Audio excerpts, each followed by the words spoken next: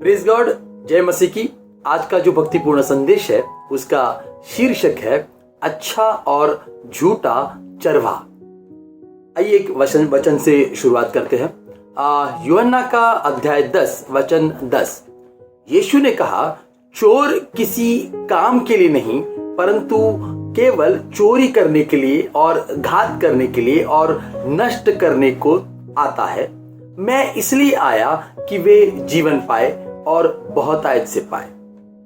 दोस्तों, चोर का काम चोरी करना है।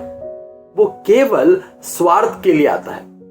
वो अपने लक्ष्य को प्राप्त करने के लिए किसी भी हद तक पहुंच सकता है, किसी भी हद तक, यहां तक कि वो हत्या भी कर सकता है। मगर इस वचन में जिस चोर की बात हो रही है वो चोर वास्तव में एक झूठा चरवाहा है, यानी झूठे शिक्षक।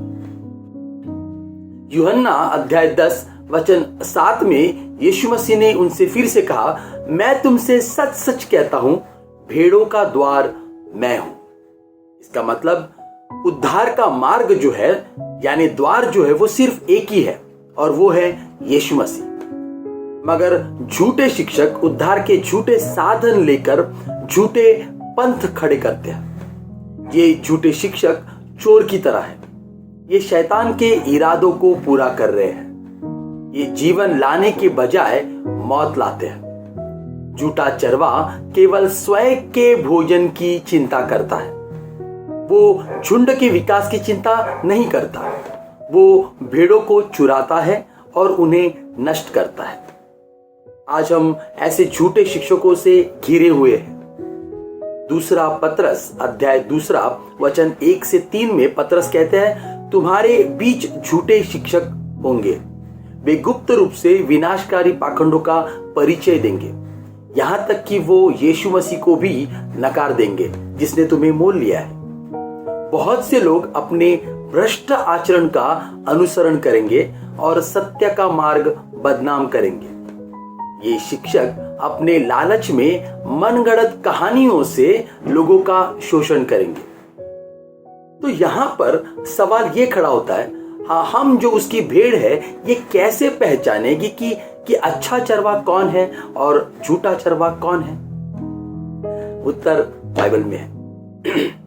यूहन्ना अध्याय 10 वचन 4 में यीशु मसीह कहते हैं, जब वह अपनी सब भेड़ों को बाहर निकाल चुकता है तो उनके आगे आगे चलता है। चरवाहा आगे आगे चलता है और भेड़े उसके पीछे पीछे हो लेती है। हम उसके पीछे पीछे हो लेते हैं क्योंकि वे उसका शब्द पहचानती है। क्या पहचानती है? शब्द पहचानती है। और ये शब्द क्या है? पवित्र बाइबल, जिसमें यीशु मसीह ने अपने सिद्धांतों को लिखा है, जिसमें यीशु मसीह ने अपने उद्देश्य को कहा, उसके उपदेश है, उसकी आज्ञाएं है। वो सारी चीजें जब हम बाइबल पढ़ेंगे और उसका अध्ययन करेंगे तभी हमको समझ में आएगी। हमको परमेश्वर की वाणी पहचानने में आएगी। उसके सत्य के वचन को हम जानेंगे। कब? जब हम बाइबल पढ़ेंगे।